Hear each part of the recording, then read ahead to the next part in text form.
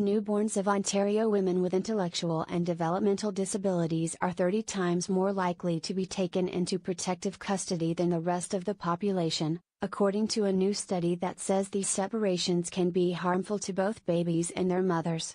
The study, published in the journal Pediatrics on Tuesday, found more than 1 in 20 babies of women with intellectual or developmental disabilities, or 5.7%, are discharged to Child Protective Services directly from hospital after birth, compared with 0.2% of newborns of women who do not have such disabilities.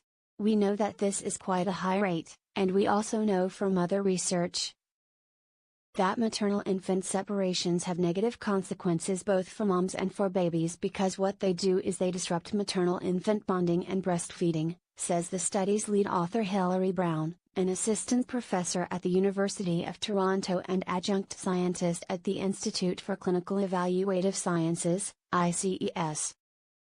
She and her team point to previous research that shows such separations may lead to an increased risk of suicide among mothers and developmental problems among children.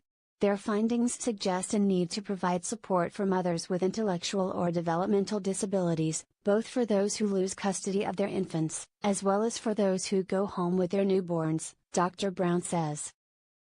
1 in every 100 women has an intellectual or developmental disability, which is a group of conditions that affect cognitive abilities, including problem solving, and adaptive abilities or social skills and communication, the researchers note in their study. Examples of disabilities they identified include autism, Down's syndrome and fetal alcohol syndrome. While previous studies have suggested between 40% to 60% of women with these disabilities lose custody of their children at some point, Dr. Brown and her team focused on the newborn period, for which little was known. The researchers analyzed health and social services data from ICES for the newborns of 3,845 women with, and nearly 380,000 women without, intellectual and developmental disabilities in Ontario, between 2002 and 2012.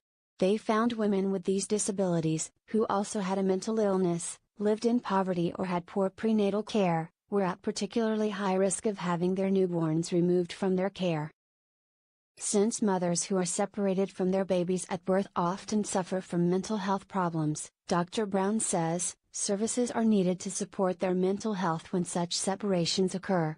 For the women with disabilities who do go home with their newborns, she says, we need to make sure there are supports in place that can help them with breastfeeding, infant care, parenting, that sort of thing. Moreover, high-risk subgroups of women with intellectual and developmental disabilities who also experience poverty, social isolation or poor mental health may benefit from existing, evidence-based programs designed to address their needs, Dr. Brown says. An example of such a program, she says, is the Parenting Enhancement Program at Toronto's Surrey Place, which helps parents with developmental disabilities. Deborah Blestein, a therapist with the Parenting Enhancement Program, says clients often lack positive social support, such as friends and family members who can help them with parenting. The program is customized to each client, and connects them with the services they need, which can include family doctors or childcare. It also teaches them basic parenting skills by taking a task, such as preparing infant formula, and going over it, step by step, she says. They might need to be shown how to do that, hands-on, multiple times, until they've learned it. But we found they can learn it in that manner, and quite effectively, she says.